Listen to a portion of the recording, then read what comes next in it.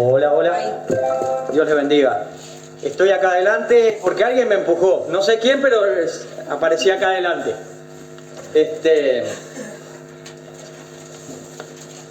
Vamos a orar, hermano, para que el Señor nos hable, te hable y me hable. Padre, bueno, te damos gracias, Señor, por este día hermoso que tú nos has dado, aunque esté frío, hay un sol lindo, radiante, y queremos, Señor, escuchar tu voz, Señor, no escuchar, Señor, palabras humanas de hombres, sino que seas tú el que nos hable a nuestras mentes, a nuestra vida y nuestros corazones. Te damos gracias en el nombre de Cristo Jesús. Amén.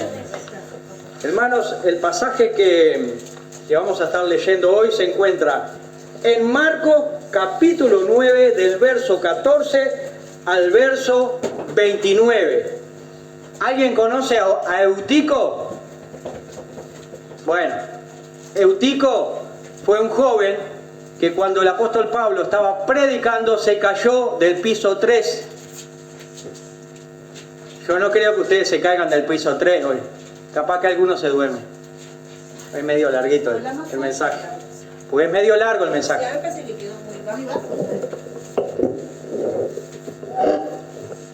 Ahí, muy bien, muy bien. Así que el muchacho Eutico cayó del piso 3, ¿verdad? Bueno, y si alguno cae, no va a caer de 3 pisos, va a caer al suelo, nomás se va a quedar dormido. La idea es que comprendamos la palabra de Dios y que no nos duermamos. Eso es lo que quiero decir. Comienzo la lectura. Marcos 9, versículo 14 al 29. Cuando llegó a donde estaban los discípulos, vio una gran multitud alrededor de ellos y escribas que disputaban con ellos, y enseguida toda la gente, viéndole, se asombró, y corriendo a él le saludaron. Y le preguntó: ¿qué disputáis con ellos? Y respondió uno de la multitud, dijo: Maestro, traje a mi hijo que tiene un espíritu mudo, el cual donde quiera que le toma, le sacude y echa espumarajos y cruje los dientes y se va secando. Y dije a tus discípulos que lo echasen fuera y no pudieron. Y respondiendo él le dijo: oh generación incrédula, ¿hasta cuándo he de estar con vosotros? ¿Hasta cuándo os he de soportar? Traédmelo. Y se lo trajeron, y cuando el espíritu vio a Jesús, sacudió con violencia al muchacho, quien cayendo en tierra se revolcaba echando espumarajos. Jesús preguntó al padre: ¿cuánto tiempo hace que le sucede esto? Y él dijo: desde niño. Y muchas veces le echa en el fuego y en el agua para matarle. Pero si puedes hacer algo, ten misericordia de nosotros y ayúdanos. Jesús le dijo: si puedes creer, al que cree, todo le es posible. E inmediatamente el padre del muchacho clamó y dijo: creo, ayuda a mi incredulidad. Y cuando Jesús vio que el muchacho,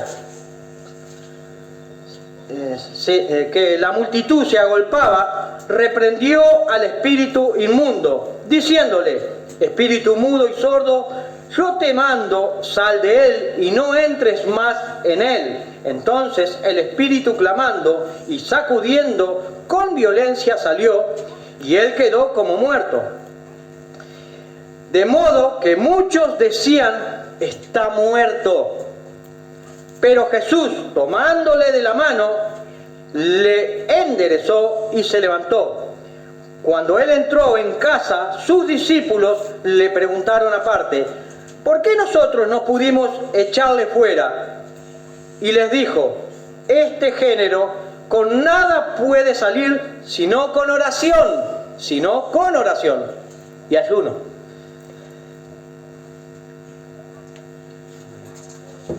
Esta escena que vamos a estar viendo acá, esta escena es el día después de que Jesús se transfiguró. Al día siguiente fue, para contextualizarlo. Y dice el verso 14, cuando llegó a donde estaban los discípulos, vio una gran multitud alrededor de ellos y escribas que disputaban. Cuando llegó, ¿de dónde llegó al otro día? Del monte de la transfiguración. Esto ocurrió el otro día de la transfiguración. Lo sabemos por Lucas 9:37. Los escribas quizás aprovecharon la ausencia de Jesús para increpar a los discípulos. En el versículo no se dice el tema de la discusión con los escribas, pero podríamos pensar por el pasaje que se trataba de la imposibilidad de los discípulos para sanar al muchacho endemoniado. Verso 15. Y enseguida toda la gente, viéndole, se asombró y corriendo a él, le saludaron. Ahora, cuando nadie le esperaba, Jesús irrumpe en aquella escena y aquí aparece el verbo exambeomai, sorprenderse, que expresa una gran sorpresa. Tal vez, quizás, la sorpresa, hermanos, esto es especulación. Jesús el día anterior se transfiguró y quizás lo vieron con resplandor en el rostro de Jesús. Algo parecido a lo de Moisés en Éxodo 34:29, donde Moisés le resplandecía el rostro. Y en 2 de Corintios también podemos ver eso, 3:7. Ahora, la multitud fue corriendo hacia Jesús, dejando a los escribas. Así es como lo expresa el verbo prostrejo, que significa correr hacia. Y en este caso corrieron hacia Jesús. Versículo 16 dice, Él les preguntó, o sea, Jesús les preguntó, ¿qué disputáis con ellos? Ahora ya no era aquella discusión con los discípulos, tenían que enfrentarse los escribas con el Señor Jesús. Jesús aquí estaba acudiendo en ayuda de la debilidad de aquellos discípulos y Jesús estaba pronto para atender a los discípulos como lo había hecho siempre. Verso 17 dice, y respondiendo uno de la multitud dijo, Maestro, traje a mi hijo que tiene un espíritu mudo. El pasaje paralelo de Mateo 17:14 nos dice que el padre cayó de rodillas a los pies de Jesús. Este padre se enteró de que Jesús andaba por allí, ya que algunos de sus discípulos allí estaban. De manera que este padre llegó allí buscando a Jesús para sanar a su hijo. ¿La esperanza quién es? Jesús. Lucas 9:38 nos dice que era hijo único.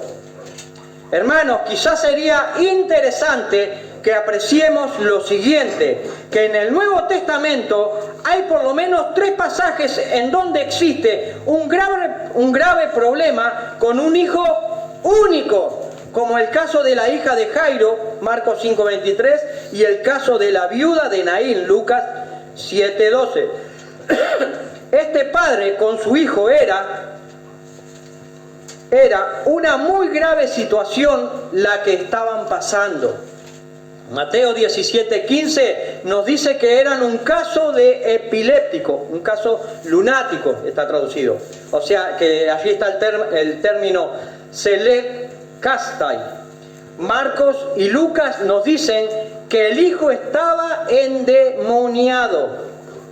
Lunático se dice porque decía que la luna lo dejaba así a las personas en aquel tiempo. Ambas cosas podrían estar pasando en el Hijo del Hombre, o sea, el caso de epilepsia y los demonios que lo tomaron. La epilepsia bien podría ser producida por la acción de un demonio que se había posesionado del Hijo. Este espíritu demoníaco hacía también otro grave efecto, o sea, que producía que el Hijo fuera sordo, mudo, o que por lo menos le impedía hablar.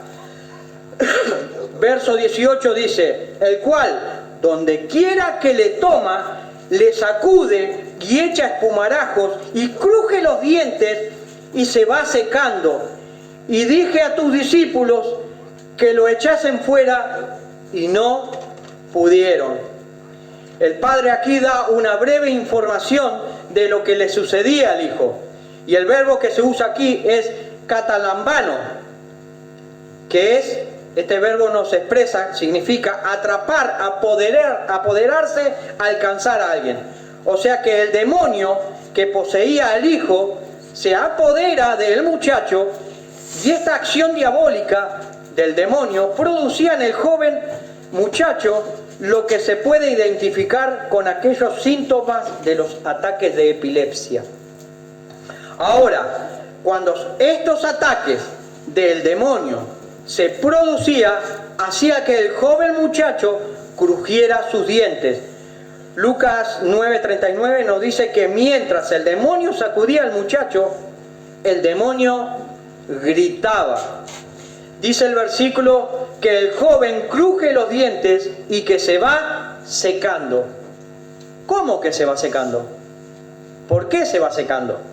O sea que se toma el verbo que se usaba para la vegetación cuando se marchita, y secando, o sea, el verbo seraino, que significa consumirse físicamente. Significa consumirse. Es como una sequía en el verano cuando ve todos los árboles con las hojas bajas, ¿sí? Que se va marchitando y ya sabemos que va a morir ese árbol o esa vegetación. Y este es el verbo seraino, que se traduce acá, se está secando o se va secando. Ahora, en aquel lugar se encontraba 9 de los discípulos, porque 3 estaban en el monte con Jesús, habían ido con Jesús. El Señor Jesús, a los cuales el Padre le pidió ayuda por su Hijo. Ahora, aquellos discípulos hicieron el intento de expulsar el demonio, pero le fue imposible a ellos hacerlo. Hermanos, es probable que el motivo de la discusión con los escribas fuera este hecho de la imposibilidad de los discípulos para expulsar al demonio de la vida del joven. Y es aquí donde intervienen los escribas para generar desprestigio hacia Jesús. Es quizás aquí, y porque los discípulos no pudieron liberar al joven de aquel tormento, que el padre del joven comenzara a flaquear y a dudar del poder de Jesús. Porque él acudió a los discípulos porque sabía los milagros que estaban haciendo y no pudieron. Y entonces eso generó como un desprestigio y fue menguando la fe en Jesús. La fe de aquel padre se iba deteriorando, debilitando, lo que producía toda pérdida de esperanza para que su hijo fuera sano. Es como que se le vino la noche. Observemos, hermano, aquí que la falta de poder para expulsar a aquel demonio hacía de que el Señor Jesús no sea creíble, o sea, afectaba la credibilidad de Jesús por causa de los discípulos. Ahora también es cierto que la fe mal depositada no produce el cambio que una persona necesita, porque este hombre ponía la fe en los discípulos y no en el Señor Jesús, hasta ahora, ¿no? El que produce los milagros se llama Jesús, es Jesús de los milagros. ¿Qué dice Romanos 1:16 al 17? Pues dice: porque no me avergüenzo del Evangelio, porque es poder de Dios para salvación a todo aquel que cree. Porque en el Evangelio la justicia de Dios se revela por fe y para fe, como está escrito: mas el justo por la fe vivirá. Es el Evangelio el que proclama el mensaje de poder transformador, ya que es el mismo Evangelio que, es poder de Dios. Ahora, la vida de nosotros, los cristianos, ¿son ejemplos frente al mundo del poder transformador? El mundo nos está observando. Aquí en este relato de Marcos está pasando algo similar. La muchedumbre observan la falta de poder de los discípulos para ayudar a aquel padre con su hijo. Y es por eso que dudan de Jesús, y es hoy quizás el motivo por el cual muchos rechazan el Evangelio, por falta de evidencia de vidas que han sido transformadas, o sea, de muchos cristianos. El atractivo para evangelizar es que el mundo vea en nosotros que ciertamente el Evangelio hizo el cambio en nosotros. Muchos en el mundo quieren vivir de espaldas a Dios, y le viene como anillo al dedo que muchos hijos de Dios no anden en novedad de vida. Ahora también es cierto que hay quienes querrán acercarse al Señor, pero como no ven las evidencias de la transformación de nosotros, optarán por no seguir a Jesús. O sea, somos responsables porque no sigan a Jesús. Tremendo. Verso 19 dice: y respondiendo él les dijo: oh generación incrédula, ¿hasta cuándo he de estar con vosotros? ¿Hasta cuándo os he de soportar? Traédmelo. Es probable que esto sea un rezongo a todos los presentes, a los discípulos, al padre del muchacho y a los escribas. Al decir generación incrédula, ya hace referencia a todos. El primer rezongo al padre del joven, que carecía de fe suficiente en Jesús. Esto lo vemos en el verso 22. El otro rezongo a los escribas, que en vez de mostrar compasión, muy probablemente por el contexto y la escena, estaban gozándose con maldición de la imposibilidad de los discípulos de liberar al joven. Lucas 9:14. Y el otro rezongo también Jesús a la muchedumbre en general, al barrio todo, ya que en los evangelios vemos que esta muchedumbre está más ocupada y preocupada de sí misma que de los demás. Juan 6:26, que pensaban en los panes y en los peces nada más, en lo que el Señor les podía dar, pero no buscaban la justicia y la misericordia de Dios. Y el cuarto, a los que también rezongó, el cuarto rezongo, fue a los 9 discípulos por el fracaso al ejercitar la fe, ya que no habrán puesto todo el corazón en la oración perseverante. Versículo 29. La expresión de Jesús al decir generación incrédula se dirige a todos los presentes, incluidos a los discípulos de Jesús, ya que los discípulos han generado la burla de los escribas. Por la acción infructuosa de los discípulos, los escribas hicieron que toda la multitud dudara de Jesús para producir el milagro. Esta duda que los escribas implantaron en la multitud también llegó y afectó al que más anhelo tenía de que se produzca el milagro de la sanidad de su hijo, al padre del joven.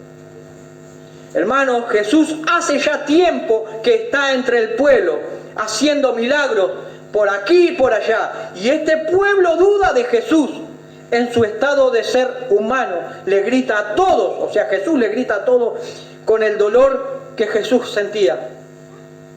¿Qué dice Hechos 10:38? Dice algo muy interesante. Y acá podemos ver la incredulidad del mundo, qué raro. Dice que Jesús anduvo haciendo el bien y que sanaba a los que estaban oprimidos por el diablo, porque Dios estaba con él. Si Dios hacía el bien, ¿por qué el rechazo hacia él? Esto es una incongruencia del ser humano que se cree inteligente y que habla de bondad y rechaza al que hizo el bien. Hermanos, este reproche de Jesús se debe a la incredulidad de esa multitud, ya que Jesús en su ministerio pasó haciendo milagros entre el pueblo, pasó haciendo bienes. Los milagros, las señales eran las evidencias palpables de que Jesús era el Mesías. Este pueblo de Israel, o sea, los judíos, eran una estirpe incrédula. Qué tremendo ser incrédulos. Es una ironía esto. Es como morir de sed en un oasis. O sea, es como morir de sed teniendo agua. Es ilógico. El pasaje paralelo de Mateo dice: oh generación incrédula, y acá viene el punto del rechazo a Jesús. Perversa. Eran perversos, voluntariamente. Aquellos eran perversos, hermanos. Estos judíos no eran incrédulos por falta de evidencia, sino que eran perversos moralmente y espiritualmente. Voluntariamente decidieron no ver las evidencias para rechazar a Jesús. Se taparon los ojos solamente para rechazar a Jesús. Ese era el motivo de ellos. Estos judíos no es que no podían entender o comprender ciertas enseñanzas difíciles. Ellos rechazaban evidencias, lo que se podía palpar porque Jesús caminó entre ellos, lo que podían ver porque ellos miraban los milagros que Jesús estaba haciendo. Voluntariamente rechazaron. Y es probable que hoy muchos escuchen el mensaje y voluntariamente le rechacen. Pero podrá haber también aquellos que voluntariamente el Señor le dice: sígueme, y a partir de hoy le sigue. Rechazaban a Jesús porque eran rebeldes, tenían el corazón petrificado, y en su perversidad rechazan al autor de la vida, a Jesús. Y este malévolo proceso termina en Jerusalén, cuando el pueblo, motivado por los líderes religiosos, los políticos del momento, piden que maten a Jesús. Hermanos, aquí en esta escena el problema se iba a resolver. Jesús no iba a enseñar una lección a quien no la quería recibir, sino que Jesús iba a manifestar una vez más delante de todo su poder y autoridad, y lo hacía por misericordia, compasión. Aún sabiendo el Señor que este pueblo lo llevaría a la cruz, aún así Jesús seguía estando dispuesto a atender las necesidades de aquellos que estaban enfermos y endemoniados. ¿Cómo se llama esto? Se llama misericordia. Se llama compasión. Y eso el Señor tuvo para con nosotros. Y este mensaje es misericordia de Dios y compasión de Dios. Si escuchara la voz de Dios, no endurezcas tu corazón. Ahora, al final del versículo vemos un imperativo, el verbo férete, traerlo. Quizás la orden fue dirigida al padre del joven. La orden, el mandato de Jesús es categórico, es concreto. Jesús dice: traédmelo aquí. O sea, lo que Jesús ordena es que traigan al hijo endemoniado delante de todos, de toda la multitud, y que los escribas que se burlaban observen. Ahora Jesús, hombre en su condición divina humana, tenía el poder que solo le corresponde a Dios. Jesús era Dios hombre. Era el verbo encarnado de Dios.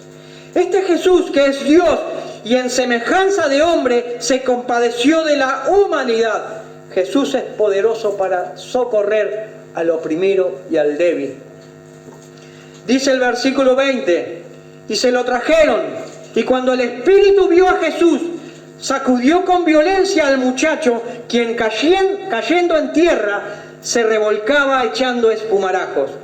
El joven veía a Jesús, pero el espíritu, el demonio que estaba en él, también lo veía. El espíritu puso todo su poder tratando de resistir el obrar sanador de Jesús en el joven. Vemos aquí que las convulsiones no se suscitaban antes, sino en el momento en que el espíritu queda enfrente de Jesús. Versículo 21 nos dice: Jesús preguntó al Padre: ¿cuánto tiempo hace que le sucede esto? Y el padre dijo, desde niño. Literalmente el padre responde desde la niñez, desde muy pequeño. Lo que el padre está reconociendo al decir desde la niñez, con la respuesta es que le da Jesús, es que durante todo aquel periodo de tiempo, o sea, desde el primer ataque epiléptico y desde el primer ataque del demonio, le sucedió hasta el momento en que Jesús le hace la pregunta. Todo ese periodo de tiempo. Nadie, absolutamente nadie, ni tan siquiera le pudieron aliviar aquella penosa situación. O esta penosa situación la padecía el hijo, pero el padre también. No solo el hijo, el padre también, pues ya no sabía qué hacer. Humanamente lo que estaba pidiendo aquel padre era algo difícil a la vista humana, algo imposible, una utopía. En este momento que Jesús le hace la pregunta al padre, su fe estaba casi nula. La respuesta que le da el Señor Jesús, este padre, es como ya entregado, que no tenga solución lo de su hijo. O sea, desde niño, ya con un dejo desde muy pequeño, ya no hay esperanza. Es lo que el padre sentía. Jodeipen, expaidión, o sea, desde la niñez. Y aquí vemos, esto se puede apreciar cuando uno va más al texto original, es como una dejadez ya de que no hay solución, ya no hay más esperanza. Versículo 22 dice lo siguiente: y muchas veces le echa en el fuego y en el agua para matarle, pero si puedes hacer algo, ten misericordia de nosotros y ayúdanos. Este padre tenía una grave experiencia con el problema que tenía su hijo. A lo largo de la vida del hijo, el diablo procuró matar al hijo. El diablo vino a robar, a matar y a destruir. El diablo en algunas ocasiones procuró matarlo en el fuego y en otras ocasiones ahogarlo en el agua. O sea que lo que procuraba el diablo era destruirlo. A el hijo quería matarlo y al padre hacerlo vivir angustiadamente y constantemente en angustia.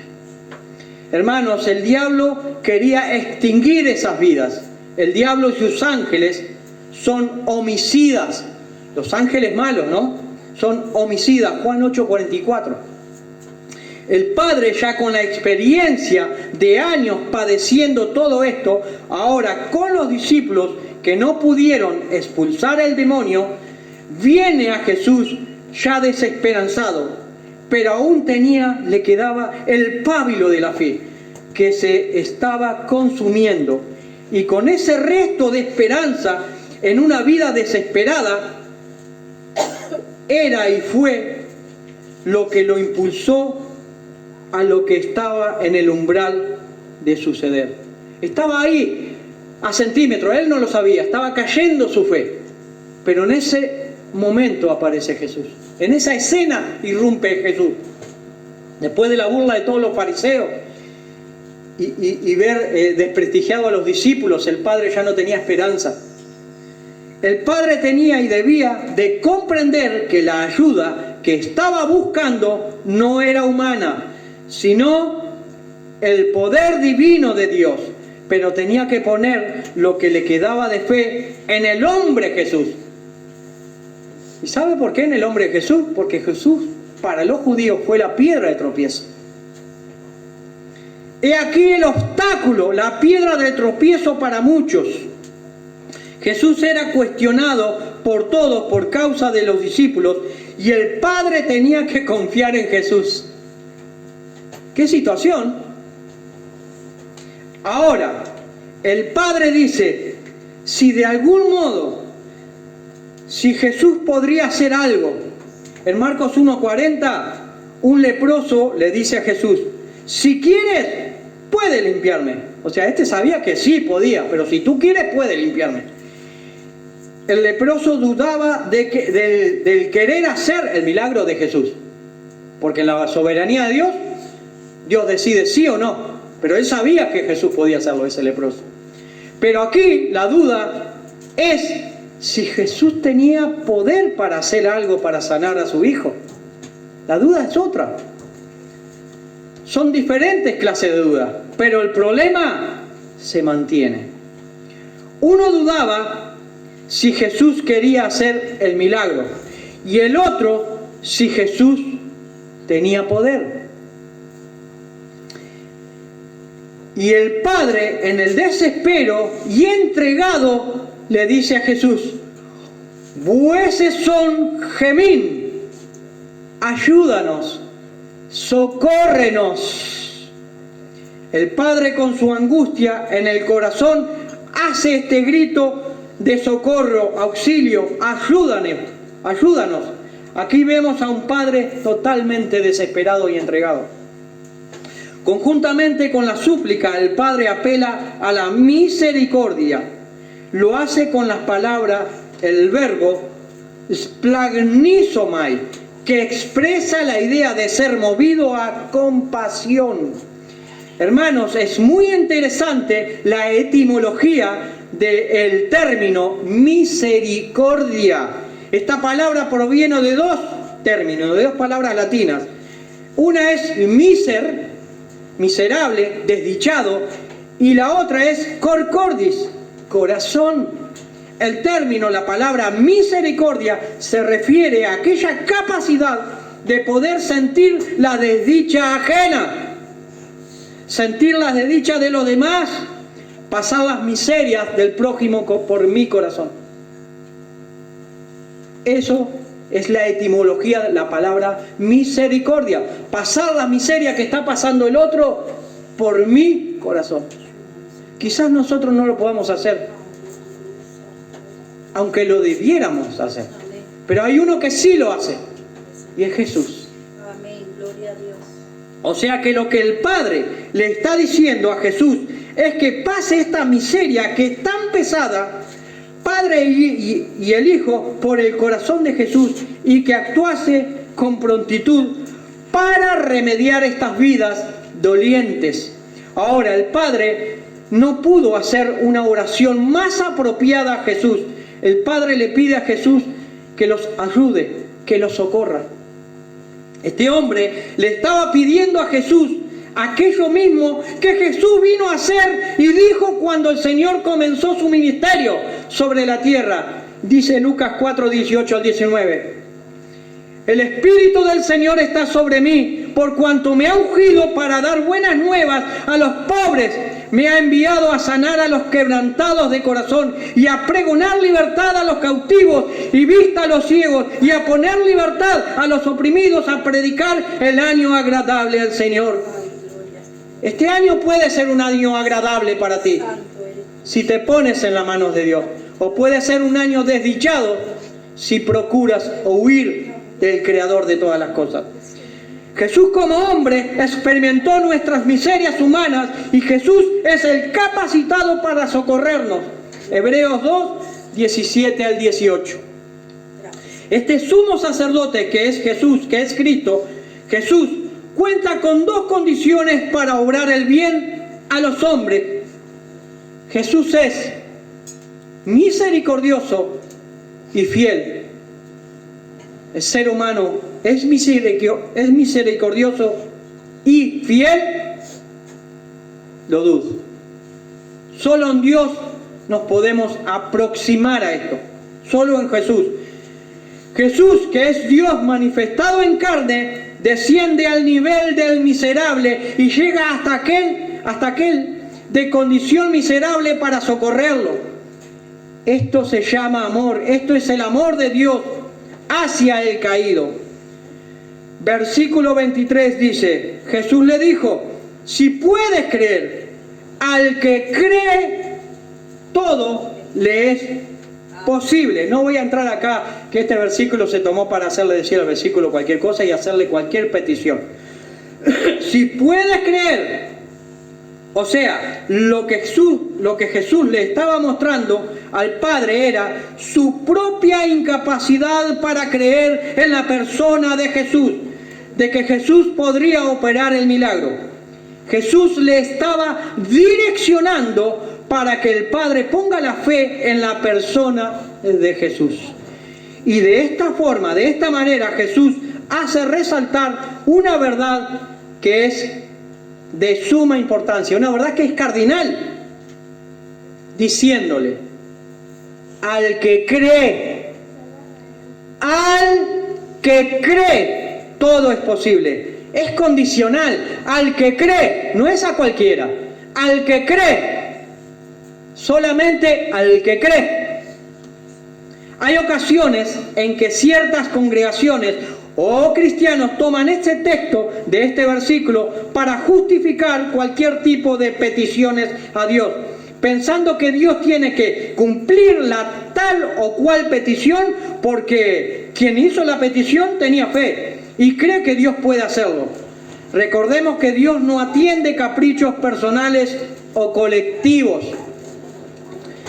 Dios sí atiende necesidades, no los caprichos humanos. Jesús constantemente enseñó de la necesidad de tener fe. Y aún así, el milagro no depende de la persona que tenga fe, sino del poder de Jesús para hacerlo, para obrar.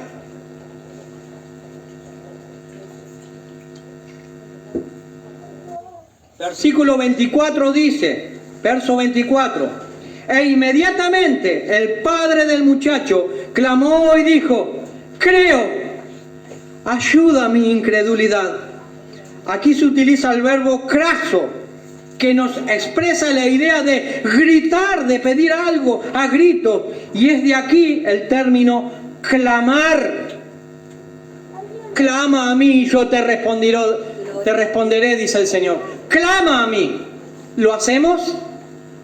También lo dudo. Ahora, del corazón necesitado del Padre salía este grito clamando. Es muy probable que el padre del muchacho clamaba lagrimeando.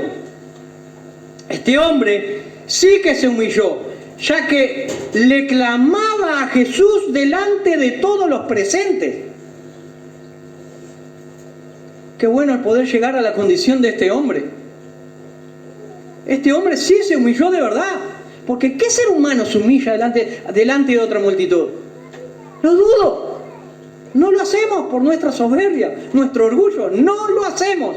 Pero este hombre en el desespero lo hizo delante de todo lo demás. No le importó la multitud. El hombre estaba totalmente quebrantado. Era una situación angustiante, desesperante, de suma urgencia. E hizo la confesión. Este hombre hizo la confesión, creo. Y el padre creía, pero aún no tenía una fe robusta, sólida, firme. Por eso necesitaba ser ayudado. La fe del padre se había debilitado a causa de los discípulos, la multitud allí expectante y por la burla de los escribas. Por eso menguó la fe de este hombre. El padre dice ahora: ayuda mi incredulidad, o sea, ayúdame porque mi fe está pereciendo. Es como una mezcla de fe y duda, ¿no? Algo así. Pero aún así, esto no condiciona el amor de Dios hacia quienes oran con una fe débil. El padre no era que no tenía fe, sino que le pide al Señor que le ayude en la fe y en ella. Tenía poca fe, pero con esa poca fe le pide al Señor: ayúdame. Nosotros no le pedimos ni con mucha ni con poca. Tremendo, ayúdanos, Señor. Versículo 25. Y cuando Jesús vio que la multitud se agolpaba, reprendió al espíritu inmundo, diciéndole: espíritu mudo y sordo, yo te ordeno, yo te mando, sal de él y no entres más en él. Aquí en este pasaje se utiliza un verbo que solamente aparece aquí en todo el Nuevo Testamento, y que es el verbo episuntresco, que significa juntarse rápidamente. y agolparse. Esto es algo parecido a... pasó algo en la esquina y salimos todo el barrio corriendo a ver qué pasó, ¿no? El escritor del Evangelio hace notar cómo la gente se amotinaba en el lugar donde Jesús estaba. Y la gente diría, quiero ver. ¿Qué pasa? ¿No? Somos como bisagras, si no estamos en la puerta, estamos en la ventana. Luego Jesús da una orden, y esta orden tiene dos partes. La primera, te mando que salgas de él. Y la segunda, no entres más en él.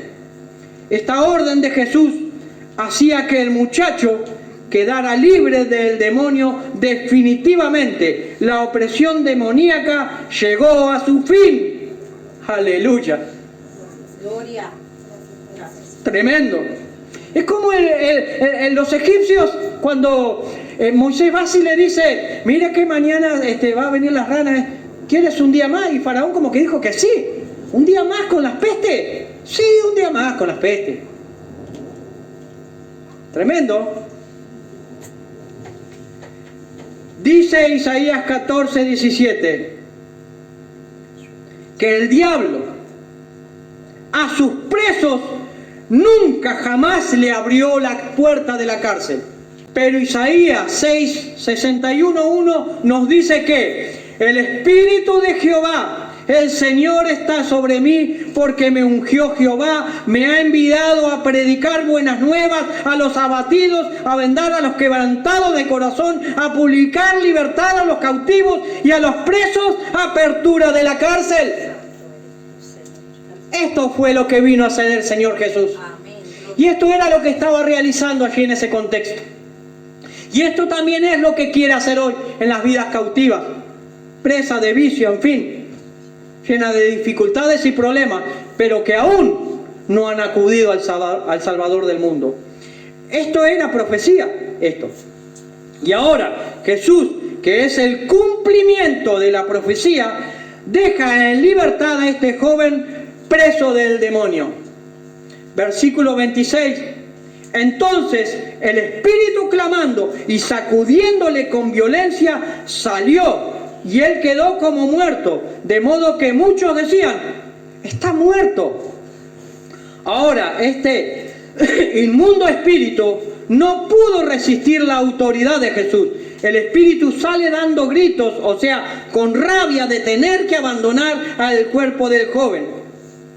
Dice el texto que muchos de los que allí estaban observando, miraron, creyeron que el joven estaba muerto cuando el demonio salió. O sea que para estas personas aquello no era un milagro, sino un fatal desenlace. O sea que el joven estaba enfermo y poseído, pero ahora muerto.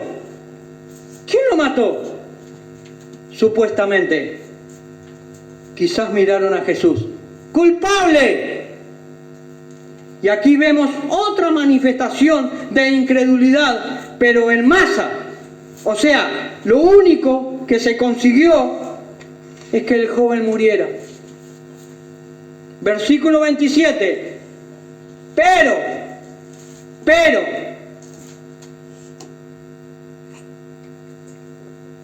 Jesús, tomándole de la mano, le enderezó y se levantó. Tremendo. Ahora, ante las personas que veían al joven muerto, Jesús le extiende su mano al joven y lo levanta. Es esta misma acción de extender la mano al necesitado que la vemos en Mateo 14:31, cuando Pedro se hundía. Vemos la mano extendida de Jesús en Marcos 1:31 con la suegra de Simón. Vemos la mano extendida del Señor en Marcos 5:41, Talita Cumi, la hija de Jairo, levántate. Y asimismo Jesús aquí hace lo mismo con este muchacho, le extiende la mano y le levantó. Extiende la mano, Señor, pues todo lo puede tu amor.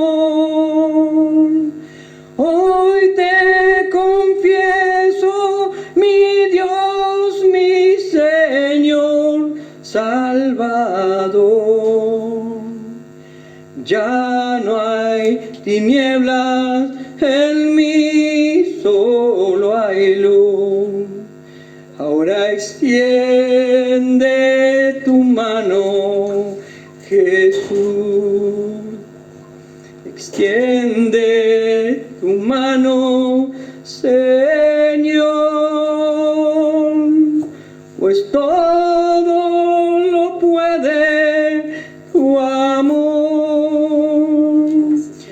Hoy te confieso, mi Dios, mi Señor, Salvador.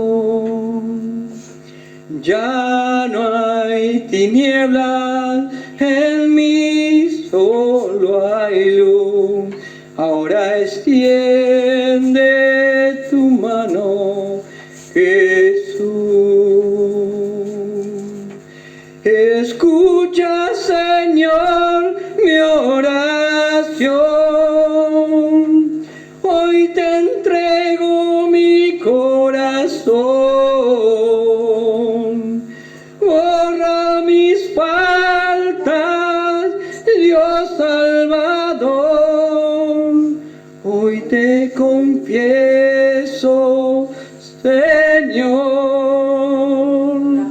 Escucha, Señor, mi oración.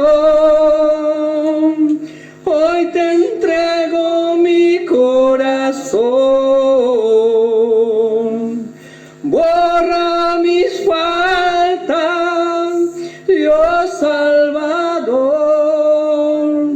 Hoy te confieso, Señor. Borra mis faltas, Dios Salvador. Hoy te confieso, Señor. Prosigamos, hermano. ¿Saben qué dice Lucas 9:43? Es el pasaje paralelo al que estamos viendo. Dice Lucas 9:43. Y todos se admiraban de la grandeza de Dios. Hermanos, es un motivo para nosotros hoy de aliento que nos dejan estos pasajes, ya que el infinito poder de Dios en la persona de Jesús controla y sujeta al príncipe de los malignos, que es el diablo. El texto bíblico nos enseña a que tenemos que huir de ciertos pecados, pero no del diablo. ¿Pero podemos huir acaso del diablo? ¿Podemos huir acaso del diablo? No tiene caso hacerlo, ni sentido hacerlo. ¿Sabe por qué? Porque Satanás es un ángel. No tiene sentido. Es un ángel malo, es un ángel caído, es el que desobedeció a Dios. La palabra de Dios no nos enseña que tenemos que huir, que ir a buscar al diablo para pelear contra él. La Biblia sí nos enseña a resistir al diablo y que él huirá de nosotros. Santiago 4:7. Primera de Pedro 5:8 nos dice: velad, porque el diablo anda como león rugiente buscando a quien devorar. Jesús nos dio autoridad. Podemos decir como Jesús le dijo al diablo: vete, Satanás. Creo que esto está en Mateo 4:10. Vete, Satanás. Y Efesios 6:13 nos dice que debemos de protegernos con la armadura de Dios. Y punto. La guerra espiritual de luchar con el diablo no es bíblica, son locuras humanas. Hermanos, lo que podemos sacar de lección es también la de conducir a nuestros hijos a Jesús en oración, intercediendo por ellos, tanto como conducirlos a la misma palabra de Dios, para que en la Biblia puedan escuchar la misma voz de Jesucristo. Dice el versículo 28, cuando entró en casa de sus discípulos, le preguntaron aparte: ¿por qué nosotros no pudimos echarle fuera. Estos discípulos en otras ocasiones habían expulsado demonios. Esto lo vemos en Marcos 6, 7 y en 6, 13. Jesús les dio autoridad para expulsar demonios a sus discípulos. Pero aquí, en esta ocasión, con este muchacho, no pudieron expulsarlo. Y es por esta razón que los discípulos le hacen la pregunta a Jesús. Cada uno de nosotros tenemos un deber personal de llevar los problemas ante el trono de la gracia, pero haciéndolo privadamente, como el Señor enseñó, a solas con Jesús. Por eso entraron a la casa, a solas con Jesús. Versículo 29, y ya concluyendo, dice lo siguiente: y les dijo, este género con nada puede salir, sino con oración y ayuno. Esta palabra ayuno es una interpolación. ¿Sabe que alguien quiso ayudar al Señor o algo y puso, o alguien que más obras, ayuno? Entonces lo que yo haga me puede ayudar a Dios. No es por obra, es por gracia. Nosotros oramos a Dios y Dios, en su soberanía, en su voluntad, en su misericordia, Él va a obrar. Pero muchos hicieron de esta interpolación una doctrina. Usted tiene que ayunar y no tiene que comer esto y lo otro. Si usted quiere, hágalo, no hay problema. Pero la ordenanza es orar sin cesar, sin parar, en todo tiempo. Lo que el Señor les está enseñando a los discípulos aquí es que deben de depender plenamente en Dios, absolutamente en Él. No depender de las fuerzas humanas, sino acudir a Dios en oración. ¿Qué sucede cuando decae la fe? ¿Qué nos pasa? Pues baja y disminuye el practicar la oración hacia Dios. Hermanos, en el mundo espiritual de los demonios hay demonios que son más fuertes que otros. Y es por eso que cuando nuestra fe flaquea, casi no nos dirigimos a Dios en oración. Es por esto, hermanos, la necesidad de orar y estar siempre en contacto con aquel que es la fuente de poder, con Jesús. Filipenses 2, 9 al 11. Separados de Jesús no tenemos posibilidad de victoria. Juan 15, 5 dice, separado de Cristo, nada podemos hacer. Dice Primera de Pedro 5, 8 a 9, dice lo siguiente: ser sobrios y velad, porque vuestro adversario el diablo, como león rugiente, anda alrededor buscando a quien devorar, al cual resistir firmes en la fe, no en el ayuno, en la fe. La palabra no nos dice nada de hacer guerra contra aquel poderoso, contra el diablo. Las Escrituras sí nos dice orar sin cesar. Primera de Tesalonicenses 5, 17. Hermanos, que Dios les bendiga, que podamos meditar en la semana en los versículos que hemos tocado, y que el Señor obre en nuestra vida, en nuestros vecinos. La palabra toda ella es para instruirnos y edificarnos. Dios les bendiga.